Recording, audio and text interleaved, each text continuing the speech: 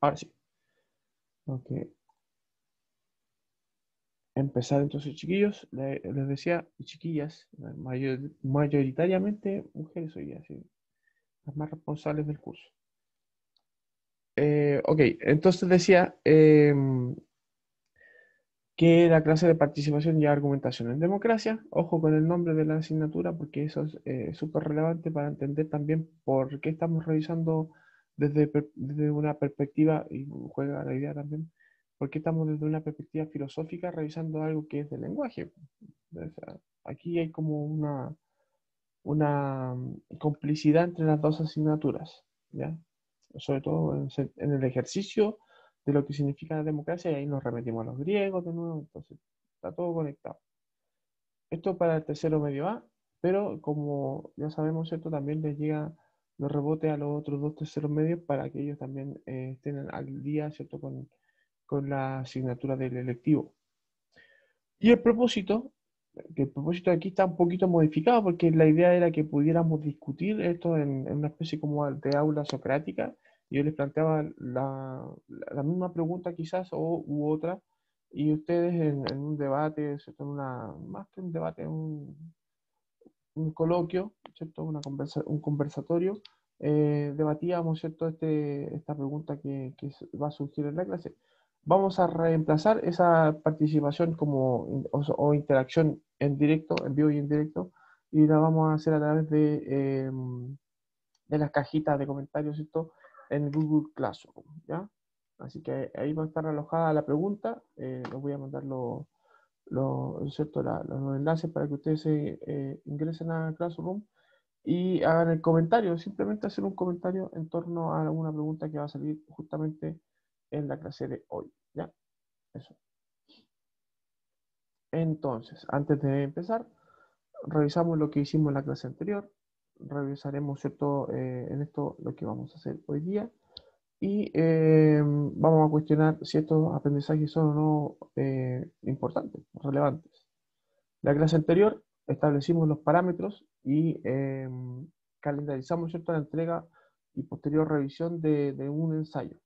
Yo le había dicho, ¿cierto?, que esta idea de ensayo tiene que, como ejercicio, tienen que simplemente ser ustedes mismos y a partir de su propia experiencia, de su propia perspectiva, ¿cierto? Asumir un tema, considerar un tema de los que yo le había planteado u otro. De hecho, creo que hay una compañera que me cambió el tema, ¿cierto? Ya estaba hablando sobre la importancia de las elecciones en Estados Unidos, por ejemplo. Que puede ser un tema irrelevante para nosotros, estamos en Chile, que tiene que ir a Estados Unidos, pero impacta de alguna manera porque se supone que está todo conectado en la economía, ¿cierto? Particularmente, y lo que pase con la política estadounidense incide en el dólar, y el dólar, ¿cierto?, nos afecta a nosotros indirectamente por temas de la inversión, por el tema, ¿cierto?, de la compra en el mercado, bla, bla, bla. Entonces, finalmente nos afecta directamente porque estamos hablando de nuestro bolsillo, o sea, nuestra economía, la inversión en nuestro país y en el extranjero, etcétera. Entonces, tienen algún impacto. Y por último, en el caso, ¿cierto?, de estar permanentemente también cuestionando el ejercicio de la democracia en otros países, sobre todo en el que se dice el país más demócrata de los demócratas. Entonces, es importante. Bueno, y hay otros temas que también les planteaba yo, que pues, también pueden ser ustedes sugeridos, ¿cierto?, el tema que quieran ver. No hay drama en eso. ¿Qué vamos a hacer hoy día? Hoy día vamos a apreciar el problema de las múltiples perspectivas, ¿cierto?, sobre un tema controvertido. Vamos a ponerlo en un ejemplo de algo como bien banal, bien así como poco relevante, pero de alguna manera bien poco relevante desde el punto de vista, ¿cierto?, de si esto cambia o no nuestra noción de la realidad. Pero de alguna manera sirve como ejemplo. Es un ejemplo, como le digo, muy banal, pero sirve de todas maneras, por supuesto. Y una pregunta en relación a si estos aprendizajes son relevantes, claro, yo les puedo decir a propósito de las múltiples perspectivas, sí, po, estos temas sí son, ahí está el ejemplo de lo que quiero plantear, ¿cierto? A propósito de las múltiples perspectivas. Dice, todo en la vida depende de cómo miremos las cosas. Entonces la pregunta es, ¿son relevantes estos aprendizajes? Depende. No, en realidad son relevantes porque nos quieren hacer entender, nos quieren y nos permiten, ¿cierto?, nosotros entender el problema de que nuestra posición, nuestro punto de vista es algo único e irrepetible. Pero como somos una inmensa cantidad de personas, ¿cierto? También tenemos que considerar que hay una inmensa cantidad de perspectivas únicas e irrepetibles. Entonces todos, de alguna manera, podemos validar esas múltiples perspectivas, ¿cierto? Cuando te queda nadie. Ok, ecualización. Ok, mucho ojo con esto. Aquí tenemos, a propósito del problema de las perspectivas, que si asumimos la posición, ¿cierto? Voy a ver si puedo usar el puntero. Si nosotros nos ponemos en esta posición, si sigue el puntero, si estamos en esta posición de acá, y miramos el objeto que está enfrente, lo que vamos a proyectar como sombra de ese objeto va a ser un círculo, ¿cierto? Eso es lo que pasa si nosotros miramos el objeto, este cilindro, desde esta perspectiva. Vemos, ¿cierto?, que es el cilindro en realidad es un círculo y lo comprobamos empíricamente porque lo que proyecta este cilindro como sombra es un círculo. Entonces decimos, esto es un círculo porque proyecta una sombra circular. Ahora, si nosotros nos ponemos desde este otro ángulo y revisamos, ¿cierto? ¿Qué es este objeto que está aquí en el centro, el cilindro? Vamos a asumir que es un cuadrado porque su sombra, ¿cierto?, desde nuestro punto de vista se ve cuadrado, y la sombra, como una forma de constatar o garantizar, ¿cierto?, que nuestra tesis en relación a este objeto es que es un cuadrado, su sombra también es un cuadrado. Entonces, constatamos que este objeto es un cuadrado. Pero, el objeto no es ni un círculo ni un cuadrado, es un cilindro. Y asumimos, ¿cierto?, esta perspectiva de cilíndrica. Voy a dejarte de jugar con esto. Mm, mm, mm. Asumimos esta sombra cilíndrica, ¿cierto? Porque nos referimos a que este objeto que estamos revisando eh, suma las dos perspectivas y asume podríamos decir, una tercera perspectiva que es un poco más holística, ¿no?, contempla las otras dos y también está en una posición diferente en relación a los dos objetos, perdón, a los dos puntos de vista anteriores. Entonces, la verdad, no tiene que ver con cuántos ojos tengamos para observar el objeto, sino que asumamos una perspectiva que nos permita entender el fenómeno, ¿cierto?, en su complejidad. No desde un ángulo en particular, sino ojalá desde todos los ángulos. Esa es la idea más o menos de este ejercicio. Entonces, y entendiendo también que cuando nosotros decimos desde nuestra comodidad, desde nuestro punto de vista, permiso, que un objeto es A o B y nos morimos defendiendo esa posición, ¿cierto?, de que es el objeto, porque desde nuestro punto de vista es así y se ve así, tenemos que tener un poquito de conciencia, ¿cierto?, de lo que estamos diciendo y asumiendo, acordarnos quizás de este ejercicio que yo estoy planteando aquí, de esta idea que estoy planteando acá, ¿cierto? Y ver la posibilidad de cambiar el ángulo, pues decir, voy a ver el objeto, el tema, ¿cierto?, de que estoy haciendo controversia y defendiendo una posición desde otra posición, desde otro ángulo, a ver si se ve igual y tener en consideración, ¿cierto?, que eh, puede modificarse la percepción del objeto o del tema controversial en sí. Es un poco, ¿cierto?, lo que se les reclama a los políticos, por ejemplo, cuando se les dice que ustedes no tienen calle. ¿Qué significa eso? Significa que desde la comodidad en la que ellos viven, son personas que tienen muchas veces, ¿cierto?, una situación de comodidad tal que desconocen lo que es, por ejemplo, en este caso, no sé, padecer hambre o tener la angustia, ¿cierto?, de no tener los recursos para llegar a fin de mes, o si se te enferma un hijo, de tener la plata como para llevarlo al doctor, o estar cesante, por ejemplo, que son cosas que le pasan a la gente que tiene, ¿cierto?, esta otra perspectiva del mismo fenómeno, que es, ¿cierto?, el vivir en nuestro país, por ejemplo. Entonces, claro, hay aparentemente muchas, muchas perspectivas frente a todos los temas. Todos los temas son analizados desde distintas perspectivas. En ese sentido, voy a ver si puedo. En ese sentido, ¿cierto? Nos remitimos a los griegos. Los griegos siempre tienen como la respuesta de, todo, de casi todo, ¿cierto? Son como bien, o fueron bien capos en ese sentido. Y este griego que vamos a revisar hoy día, el señor Aristóteles, Aristóteles a secas, no tenía apellido, nos dice, ¿cierto?, a propósito de este fenómeno de qué es la verdad, o la pregunta, ¿qué es la verdad? ¿Cierto? Una de las respuestas que se obtienen y con la que yo podría considerar, ¿cierto?,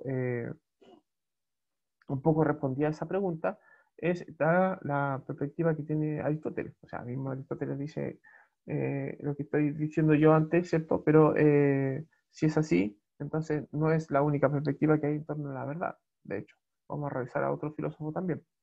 Una de las primeras y más fundamentales definiciones de lo que es la verdad es la que postula Aristóteles, ¿cierto? Eh, ¿Quién plantea que plantea, ¿cierto?, la idea de la correspondencia? Dice él, la verdad tiene que ver con un tema de, ¿cierto?, con un problema de correspondencia. Es decir, la verdad se entiende como una relación especial de, comillas, ajuste, ¿cierto?, de ajuste entre lo que es el objeto, ¿cierto?, y el decir, o sea, nuestro punto de vista, el sujeto y su representación del objeto. El sujeto, la persona que está viendo el objeto, ¿cierto? Y lo que él ve del objeto. Este concepto espontáneo de la verdad, que es como lo que yo veo, esto es la verdad. Yo estoy viendo, bueno, ustedes no lo ven, pero yo estoy viendo el sillón, claro. Yo estoy viendo un vaso de agua, medio lleno, medio vacío, etcétera, ¿cierto? De lo que yo estoy viendo. Tiene que ajustarse, tiene que haber una concordancia, ¿cierto? Este concepto espontáneo de verdad, la concordancia entre lo que se dice de algo y lo que es ese algo. Entonces, ahí yo puedo establecer si ese algo es lo que yo estoy diciendo que es. Dice más en el texto, ¿cierto?, netamente tal de Aristóteles, en la metafísica, sale este extracto, ¿cierto? Dice, pero tampoco entre los términos de la contradicción cabe que haya nada, sino que es necesario o bien afirmar o bien negar de un solo sujeto uno cualquiera. Y esto es evidente, en primer lugar, para quienes han definido qué es lo verdadero y qué es lo falso. Es decir, en efecto, el ente no es y el no ente es falso. Y decir que el ente es y el no ente no es verdadero. O sea, estoy afirmando que las cosas que son, son, y que las cosas que no son, no son. O sea, está claro. Esa es la verdad. De suerte que también el que dice algo que no es y al mismo tiempo que no es, dirá una verdad o una mentira, y eso va a depender del juicio que se pueda establecer con las otras personas que puedan observar el objeto. A propósito, por ejemplo, o sea, pues, un fantasma. Yo digo, ah, hay un fantasma. Y la otra persona me dice, no hay un fantasma. Entonces se contrastan esas dos visiones, se ajustan, ¿cierto?, esa percepción con respecto al objeto, que sería el fantasma, y, se establece, digamos, que el criterio de que en realidad eso no es, porque los fantasmas no son. ¿Entienden? Entonces, pero si se dice, perdón, que el ente no es, o que el ente es, ni que el ente, el no ente es o que no es cierto, también ahí vamos a entrar en otra contradicción, en otro problema. Se dice, ¿cierto? Entonces que lo que se afirma como realidad con respecto a las cosas que están, que son, tienen que permanentemente, ¿cierto?, estar sometidas a juicio, a un juicio, un ajuste, como dice el texto. Eso lo definía Aristóteles, pues ya tenía esos problemas eh, hace harto rato atrás, siglo cuarto antes de Cristo. O sea, esta discusión en torno, ¿cierto?, a lo que es o no es, estos temas metafísicos, ¿cierto?, con respecto a la realidad. Y la filosofía se ha encargado, ¿cierto?, de ello durante 26 siglos ya. O sea, todavía seguimos discutiendo el mismo tema. A pesar de que existe tecnología que perdón, nos permite, ¿cierto?, asumir cuándo las cosas son o no. A propósito, por ejemplo, no, este es un tema, un tema bien controversial, entre comillas, o sea, controversial porque obviamente hay dos posturas. Eso lo hace controversial, pero no resiste mucha controversia tampoco desde el punto de vista de las evidencias que sustentan una de las dos posiciones. Estoy hablando, ¿cierto?, de quienes afirman que la Tierra es plana, por ejemplo, todavía. Y se empeñan en afirmar que la Tierra es plana. Así como hay otras personas que son súper tosudas también y que se empeñan en afirmar cosas de la realidad que no tienen sentido. Por ejemplo, el tema, no sé, pues, de los reptilianos, o el tema de cierto de, no sé, pues, de que fueron secuestrados por extraterrestres. Cosas que son como muy, muy cuestionables porque la evidencia dice y habla de algo que no es, como dice Aristóteles, ¿cierto? Entonces, si la evidencia me dice que no es, el ente no es. Está como obvio. Sin embargo, se siguen discutiendo acerca de esa veracidad, la verosimilitud. Es otro tema, es otro problema. Bueno, en relación al tema del punto de vista, aquí tenemos otro fenómeno que sucede, ¿cierto?, en relación al punto de vista que tiene que ver con la posición, ¿cierto?, la posición física del sujeto en relación al objeto.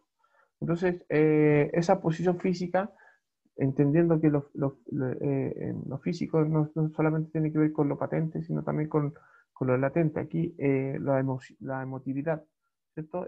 No sé si la emotividad incide en la perspectiva con respecto al fenómeno, puede ser, o que la observación del fenómeno incida en la emotividad en relación, ¿cierto?, a ese fenómeno, a ese objeto. Lo que estoy tratando de graficar es que la jirafa, ¿cierto?, en este caso, observa el sol y tiene como una disposición distinta con respecto al día. ¿Cierto? Es como, veo el sol, estoy feliz. Sin embargo, la cebra no alcanza a ver el sol porque está tapado, ¿cierto?, su perspectiva con respecto al sol con estas nubes y eso la entristece, como el efecto, ¿cierto?, de no observación le permite, ¿cierto?, tener esa emotividad negativa. Ahora, los dos animales se están mojando. Sin embargo, uno ve que más allá, ¿cierto?, de las nubes hay un sol. Y vuelve, digamos, a tener una emotividad positiva. ¿Se entiende? Entonces, el problema del punto de vista, como dice el texto, ¿cierto? Parece el punto de vista es individual, me parece el único punto de vista del cual se puede mirar el mundo, ¿cierto?, en su verdad. Otra cosa es un artificio. O sea, cada uno, desde el punto de vista particular, puede decir que es la verdad. Pero, pero, el problema es que todos tenemos puntos de vista diferentes. Y asumimos, ¿cierto?, que tenemos esos puntos de vista diferentes. Aquí otro ejemplo un poco más gráfico y ustedes pueden hacer desde un punto más complejo que el de la jirafa, ¿cierto?, y la cebra. A propósito de cómo nos vemos a nosotros mismos por lo que comemos. Por ejemplo, un carnívoro ve a otro carnívoro como una persona normal, un sujeto cualquiera. Ve a un vegetariano como que fuera un conejo, así, y ve a un vegano como que fuera un extraterrestre. Un vegetariano ve a un carnívoro como una persona rupestre, ¿cierto? Como un cavernícola prácticamente, un ser de la prehistoria.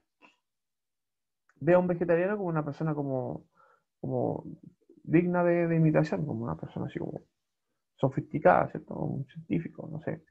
Y ve a un vegano como un extremista, como un fundamentalista. Y un poco, ojo con esto, hay un poco de verdad en cada una de las perspectivas, aunque ustedes lo vean y lo sientan así como como un poco impactante, ¿cierto? Un vegano ve al mismo tiempo, ¿cierto?, a un carnívoro como, como un monstruo, ¿cierto?, como una especie de ser malévolo, ¿cierto?, un satánico, un diablo, ¿cierto? Ve a un vegetariano como una persona ortodoxa, un correcto, una persona que puede ser considerada como dentro de la idea de bien, encaminado a eso. Aquí una representación, ¿cierto?, a propósito cristiana de la realidad de la dieta. Y ve a un vegano, ¿cierto? O sea, a un vegano ve a un vegano como un mesías, como una persona, ¿cierto?, que se sacrifica por los demás. Claro, aquí el vegetariano es como un poco también jugando con esta idea de Cristo de que los judíos lo traicionaron, entonces como una persona no muy no confiable, si lo vemos así, una persona súper despreciable, nuestro enemigo máximo, ¿cierto? El carnívoro. Un vegetariano es como un sujeto no muy confiable, pero ellos mismos son a sí mismos, ¿cierto?, considerados como seres mesiáticos, como salvadores de la humanidad. Dice el texto que finalmente ¿cierto?, es de José Ortega y Gasset, esto publicado en uno de los filósofos más importantes del siglo XX español, ¿cierto?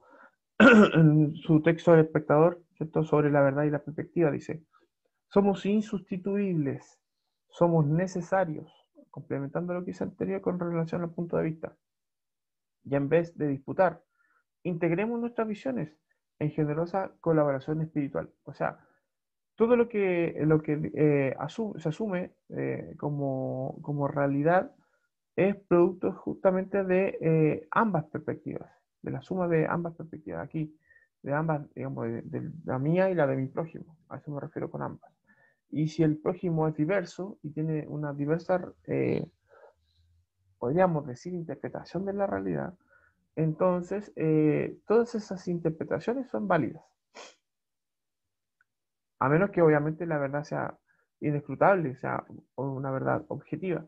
Aquí, por ejemplo, a propósito del fenómeno de la perspectiva, y lo que ve el rinoceronte es lo que es, porque la realidad de la que él está pintando se asume, asumiéndose, valga la redundancia, a sí mismo. O sea, él no está en un plano distinto de la realidad, él está en ese plano en el que está pintando. Por lo tanto, él es parte del paisaje. Su nariz, que obstaculiza, ¿cierto?, el cuerno, obstaculiza la perspectiva panorámica, ¿cierto?, de lo que está pintando, eh, podría ser considerado como un error, pero en realidad está bien porque es parte del paisaje, es su perspectiva. Y además, si se asume de donde está pintando, o sea, desde sus ojos, de su emotividad, la nariz está fuera de eso. Entonces, es parte del paisaje. ¿Se entiende, cierto? Entonces, claro, ahí quien asume una perspectiva en particular tiene que asumir también eso, lo otro, que está ahí y que es evidente, que es el otro, el prójimo. De aquí viene el ejemplo que, perdón, que es un poquito banal para, perdón, que es un poco banal para nuestro ejercicio, pero no vamos a ver el documental completo. Esto hay en el canal de fútbol, ¿cierto? Los que ya están alojados en YouTube ya, liberados, ¿cierto?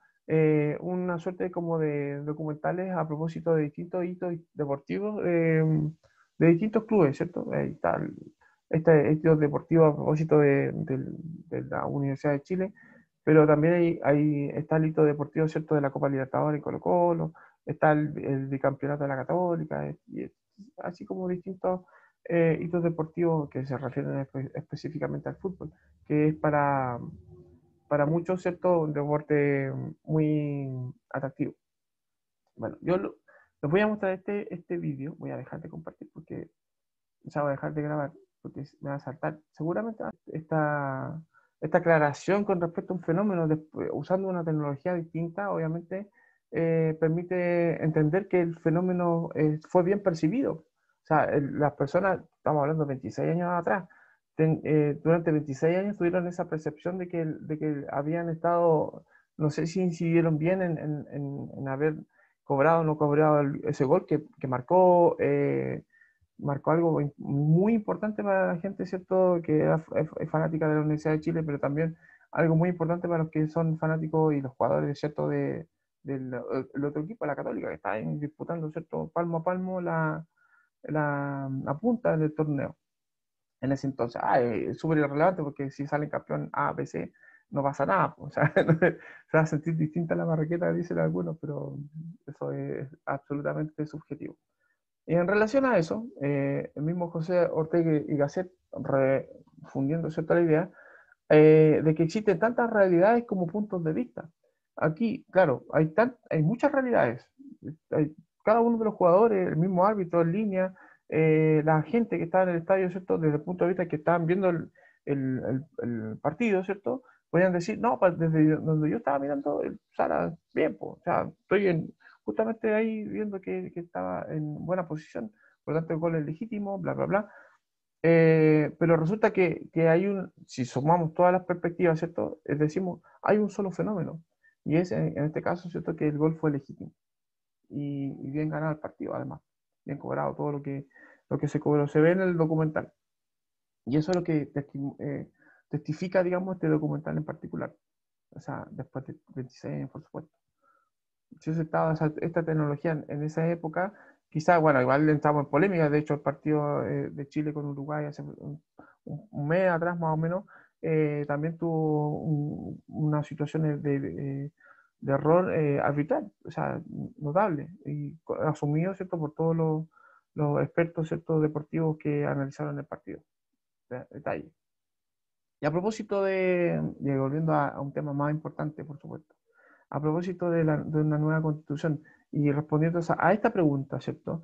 Si Chile, o nosotros los ciudadanos chilenos, ¿cierto? Queremos una nueva constitución, a propósito, ¿cierto? De lo que la gente votó mayoritariamente, ¿cierto? Todos sabemos que la gente votó a prueba, y de hecho está el testimonio gráfico de que aproximadamente la mitad del padrón electoral de nuestro país, un poquito más de la mitad, ¿cierto? Casi 8 millones de personas votaron a prueba, ya harto, o sea, perdón, de 8 millones de personas, el 78% de esos 8 millones de personas votaron a prueba. 78% es un porcentaje bastante alto. Ahora, claro, el padrón electoral completo son 14 millones de personas, pero en esos 14 millones de personas también hay gente que está imposibilitada por A, B, C, ¿cierto?, de ir a votar. Entonces, considerando eso, y la gente que no fue a votar finalmente, más de la mitad, mucho más de la mitad, ¿cierto?, de esa gente que tenía que ir a votar, votaron, ¿cierto?, por la opción apruebo. Podemos decir y asumir, considerando este fenómeno, este dato, ¿cierto?, que la mayoría de las personas está, incluso gente de, de- del gobierno, ¿cierto?, Eh, a- está abierta a la opción de discutir una nueva constitución. No quiere decir que por votar a prueba va a haber una constitución así automática, ¿cierto? Como lo trataron de imponer algunas visiones, ¿cierto? No, pues ahora se supone que empezamos a discutir qué va a ser lo que va a constituir esta nueva carta fundamental. Entonces la pregunta, a propósito, esta es la pregunta que ustedes van a tener que comentar, ¿cierto? Y la pregunta que yo voy a alojar en Classroom para que ustedes la contesten con un comentario simplemente. Pueden decir sí, no, pero tienen que decir sí por A, no por B, ¿cierto? Etcétera. Dice, ¿podrá una nueva constitución recoger las visiones de todos quienes vivimos en Chile? Porque el miedo que tenían los del rechazo era que esta constitución fuera escrita no sé, por los seguidores de, de Trotsky o de, no sé, pues de Marx o de Chávez, así que más cercano, los comunistas, ¿cierto? Ahí, ellos van a escribir y van a hablar vamos a transformarlo en un Venezuela, ¿cierto? Lo que le pasó a Argentina, lo que le pasó, ¿cierto?, a varios países que cambiaron su constitución así como presionado por la gente. Pero resulta que hay una opción, y esta opción de escribir una nueva carta fundamental o constitución es una opción que obviamente va a recoger a todas las visiones, pues. Y esa es la idea, o sea, se supone, digo, que debería recoger todas las visiones. Entonces, pregunta para ustedes, asumiendo esa idea, ¿cierto? ¿Podrá una nueva constitución recoger las visiones de todos quienes vivimos en Chile? Y cuando digo de todos quienes vivimos en Chile, me refiero al territorio, eh, asumiendo, ¿cierto?, que hay extranjeros, que hay de derecha, de izquierda, jóvenes, viejos, no sé, por transgénero, hombres, mujeres, niños, niñas, mapuches, todo. Rapa Nui, qué sé yo, del Colo, de la U, de la Católica, también hay de eso. Ahí ustedes tienen, cierto, que ver si se puede o no, a propósito, incluir todas las visiones y qué garantiza esa opción. ¿Ya? Para ir cerrando, porque estamos muy lora, ¿qué aprendimos hoy? ¿Cierto? En suma, aprendimos, ¿cierto?, que no existe una sola verdad, sino una suma de perspectivas que validan la verdad. Ojo, hasta que aparezcan otras perspectivas que digan lo contrario. Porque tú que a propósito de esta jugada polémica, la tecnología no había dicho, sí, Marcelo Sala está en posición de adelanto. De hecho, está en posición de adelanto y paró la pelota con la mano.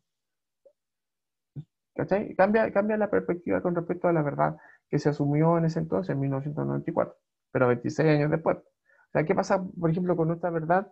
Asumimos la verdad como humanidad, pero ¿qué pasa si llegan más adelante, por temas de cierta distancia, llegan una raza alienígena y nos dice, todo lo que ustedes creen, todo lo que ustedes sienten que es verdad, no lo es? Y han estado engañados todo este tiempo.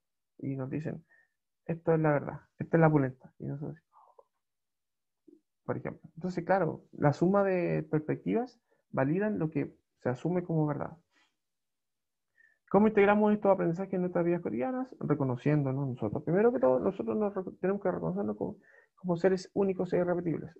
Nuestra perspectiva, por lo tanto, es única e irrepetible. Y válida, por supuesto, tanto como la del otro. Ojo con eso. Aquí recordatorios, ya hay varios que me han hecho la tarea, pero igual vale recordarles que hay un trabajo que tienen que entregar el 20 de noviembre, que es justamente el ensayo final a propósito de los temas que vimos en la clase anterior y anterior, ¿cierto? A propósito de los temas que salen ahí u otros que ustedes quieran aportar, de los que quieran hablar o argumentar, ¿vale? Chiquillos, eso sería. Ahí, cierto, a propósito de integrar las distintas perspectivas. Perros y gatos todos contentos.